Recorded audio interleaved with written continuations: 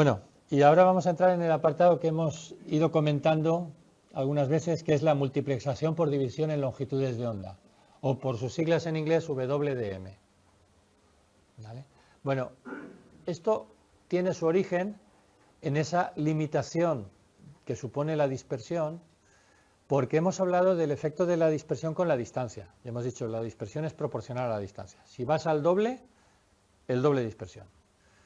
Y no hemos entrado a ver en detalle el efecto que tenía en la dispersión el aumento de la velocidad. Alguien podría pensar, bueno, pues está claro, también será proporcional a una velocidad. Si pasas de gigabit a 10 gigabit 10 veces superior, la dispersión será 10 veces. Bueno, eso es así con la dispersión modal, ¿vale? Pero cuando consideramos en la fibra monomodo todos los tipos de dispersión, incluida esa que nos hemos saltado, que es la dispersión del modo de polarización, pues resulta que no. Resulta que el efecto de la dispersión crece con el cuadrado de la velocidad. O sea, se va acentuando mucho más deprisa que aumenta nuestra velocidad de transmisión de datos. Y eso provoca, aquí tenéis una gráfica que lo muestra, cómo varía el alcance de un enlace de fibra conforme aumentas la velocidad. Resulta que al aumentar la velocidad tienes que sacrificar muy rápido el alcance por el aumento de dispersión que te está provocando ese aumento de la velocidad. Y dices, bueno, ¿y entonces qué? ¿No podemos ir más rápido? Bueno, pues no, podemos ir más rápido, pero mucho más cerca, con mucho menos alcance. Y ahí es donde aparece como al rescate nuestro la solución de enviar los datos repartidos en varios canales. Si os acordáis, cuando antes hemos visto así de pasada la 40 gigabit Ethernet, la 100 gigabit Ethernet y las superiores, decíamos 40 que en realidad son 4 por 10, o 100 que en realidad son 10 por 10, ¿vale? Y así. Entonces, cada vez más surge la tendencia a cuando tienes que transmitir un caudal elevado, usar diferentes canales en paralelo. Repartir el tráfico entre varios canales, que eso es lo que ya se hacía en gigabit Ethernet en cobre, ¿vale? Y eso es lo que nos permite hacer precisamente la división por la multiplexación por división en longitudes de onda. Gráficamente nos lo podemos imaginar, como todo el mundo sabe de física de Boop, pues los prismas sirven para descomponer la luz en sus diferentes colores, o también en dirección contraria para unir luz de diferentes colores en un haz común. Entonces yo puedo colocar varios emisores láser a diferentes longitudes de onda delante de un prisma, y detrás del prisma pongo la fibra óptica, combino esas diferentes longitudes de onda por la misma fibra óptica, como son diferentes, no se ven entre sí, no se ven entre comillas, ¿vale? Y cuando llegan al destino pongo otro prisma y las separo. Entonces aquí pongo, por ejemplo, 6 emisores de 10 gigabits por segundo y aquí 6 receptores. Estoy consiguiendo transmitir en la práctica 60 gigabits por segundo por una única fibra. O si lo hacemos full duplex, por un único par de fibras, ¿vale? Esa es la idea. Es muy sencilla. Y esto hace muchos años que se hace. Lo que pasa que cada vez más, ¿vale? Se empezó haciendo en los años 80, 90 en redes de área extensa, que es donde más a cuenta sale, porque es donde más cara es la fibra, ¿vale? Y todos estos equipos eran muy caros, pero a medida que han ido evolucionando las técnicas que iremos comentando, esto ha ido bajando de precio. Y hoy en día ya se hace incluso a nivel de red local. A nivel, por ejemplo, de la 40 gigabit Ethernet o la 100 gigabit Ethernet, ¿vale?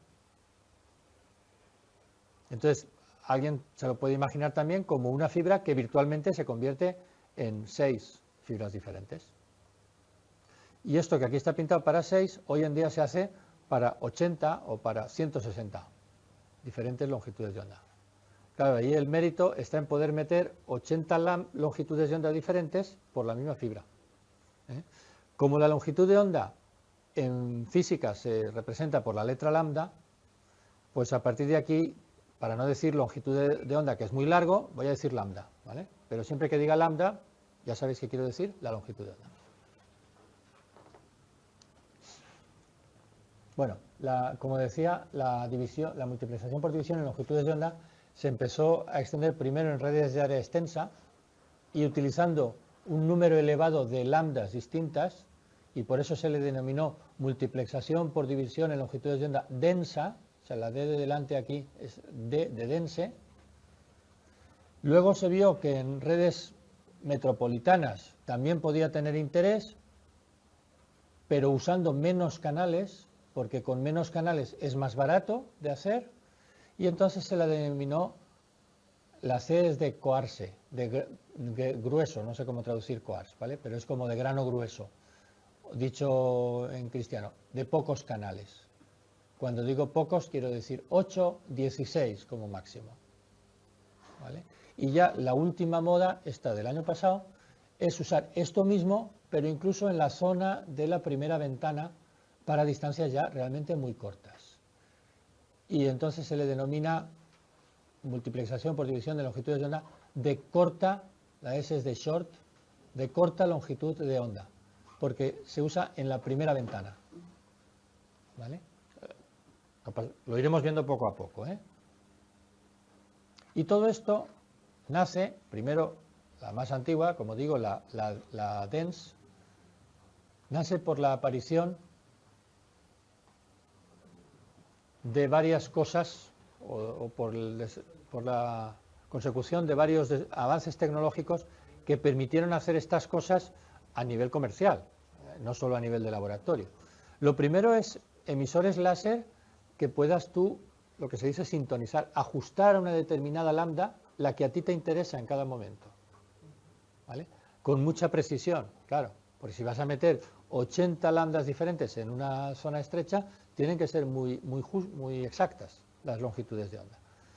Luego, una cosa que se llama las rejillas de Bragg, que permiten hacer esa función del prisma en el receptor. En el lado del emisor es relativamente sencillo, porque tú tienes las fuentes de luz y simplemente haciendo una especie de embudo de varias fibras en una, puedes mezclar distintas longitudes de onda sin mayor problema.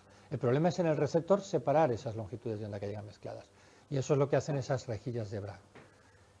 Luego otra cosa que son los amplificadores de fibra. Antes hemos hablado de los amplificadores de fibra, pero hay unos determinados amplificadores de fibra, ya veremos lo que significan esas siglas raras de EDFA, que permiten hacer eso para un rango amplio de longitudes de onda y a todas a la vez. Acordaros que decía, el amplificador tiene la ventaja de que trabaja sin preocuparse de los datos que viajan en la señal.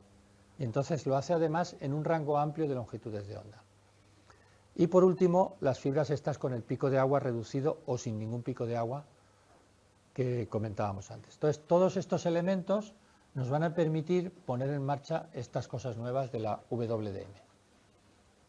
De forma esquemática, la manera de funcionar de un multiplexor WDM es muy sencilla.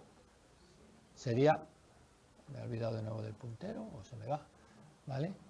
Sería, como veis aquí, tener, por ejemplo, 8, esto podrían ser 8 interfaces gigabit Ethernet, por decir algo, ¿vale? De 8 routers diferentes que están conectadas a un emisor, a un transceptor óptico que emite la luz en una determinada lambda, que es este numerito que aparece aquí, ¿vale? Entonces, las 8 emisiones así generadas, los 8 haces luminosos así generados, se mezclan en una única fibra monomodo, claro. Hacen su viaje hasta el destino, posiblemente con amplificadores en el camino si no hay bastante potencia de la señal a la llegada, ¿vale? Y cuando llegan, tenemos este filtro que sería nuestra rejilla de Bragg, nuestro prisma, que separa las 8 lambdas y las entrega a otros 8 routers que están colocados aquí. Esto puede ser, por decir algo, Telefónica, una conexión Valencia-Madrid, 8 clientes distintos que han contratado un servicio gigabit Ethernet contra sus correspondientes 8 routers, ¿vale? Evidentemente el 0 con el 0, el 1 con el 1 y así. Entonces, todos pagan a Telefónica por un servicio contratado de 1 gigabit, pero en realidad los 8 están utilizando una única fibra. O evidentemente, si hacemos esto en sentido contrario, un único par de fibras para que el canal sea full duplex, ¿vale? Entonces, esto sería un poco digamos, a nivel microscópico, lo que habría dentro de cada una de estas cajas, ¿vale? La señal que nos viene de la fuente de datos puede venir, en el caso de gigabit Ethernet, una de las posibilidades que utiliza es segunda ventana, estándar, ¿vale? 1310 nanómetros. Entonces, el equipo conversor genera una emisión en láser de tercera ventana, porque así vamos a llegar más lejos, queremos llegar hasta Madrid. y lo envía. En el camino, pues no sé, en Cuenca y en Tarancón hemos puesto 2 amplificadores de fibra, porque nos hacía falta, ¿vale? Y cuando llegamos a Madrid, cogemos esas 8 señales que vienen mezcladas, las separamos y luego cada una de ellas la entregamos al destino también en segunda ventana. O sea que a todos los efectos nuestro cliente cree que le estamos dedicando una fibra en segunda ventana entre Valencia y Madrid, ¿vale? Bueno, pues no tiene más. Yo sí que tiene más, pero ya son, digamos, virguerías, ¿eh? Son sutilezas. La parte esencial del WDM es esto.